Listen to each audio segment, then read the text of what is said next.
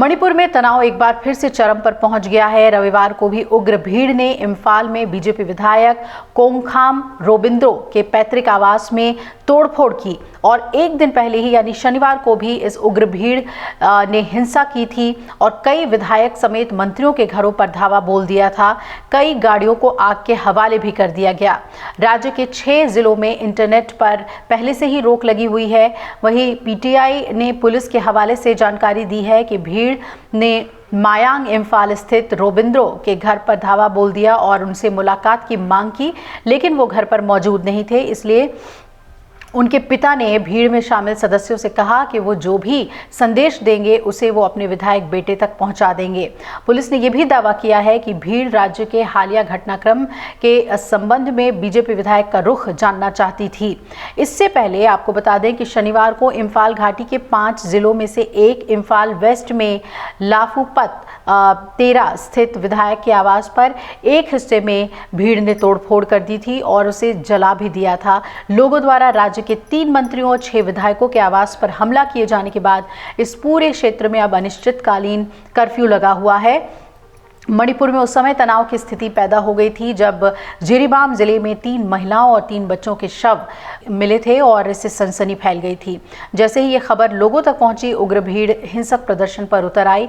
इसके बाद गुस्साई भीड़ ने शनिवार को राज्य के 3 मंत्रियों 6 विधायकों के आवास पर हमला बोल दिया था। दूसरी ओर केंद्रीय गृह मंत्री अमित शाह ने रविवार को मणिपुर में सुरक्षा स्थिति की समीक्षा की है। सुरक्षा से जुड़े हुए टॉप अधिकारियों को राज्य में शांति स्थापित करने के लिए हर संभव कदम उठाने के निर्देश दिए गए हैं और सूत्र बता रहे हैं कि जैसे ही गृह मंत्री ने महाराष्ट्र में अपनी चुनावी रैलियों को रद्द किया और लौटने के बाद उन्होंने ये बैठक की, उसके बाद भी बैठकों का सिलसिला जारी रहेगा।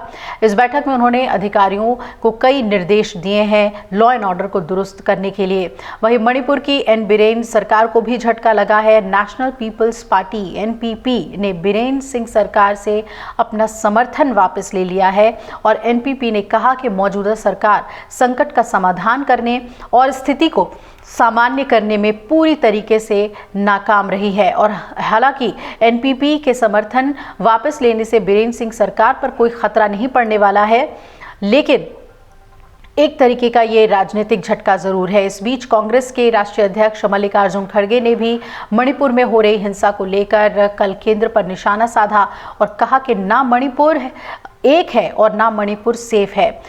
पीएम मोदी पर निशाना साधते हुए सोशल मीडिया पर उन्होंने लिखा, आपकी डबल इंजन सरकार में ना तो मणिपुर एक है ना ही मणिपुर सेफ है। मई 2023 से राज्य अकल्पनीय दर्द, विभाजन और बढ़ती हिंसा से गुजर रहा है जिसने इसके लोगों का भविष्य नष्ट कर दिया है। हम इसे पूरी जिम्मेदारी के साथ कह रहे हैं कि ऐसा लगता है कि बीजेपी जानबूझकर मणिपुर को जलाना चाहती है क्योंकि वो अपनी घृणित विभाजनकारी राजनीति कर रही है। और उन्होंने आगे ये भी कहा कि 7 नवंबर से अब तक कम से कम 17 लोगों की जानें जा चुकी है और संघर्षग्रस्त क्षेत्रों की सूची में नए जिले जोड़े ही जा रहे हैं और आग सीमावर्ती पूर्वोत्तर राज्य तक फैल रही है।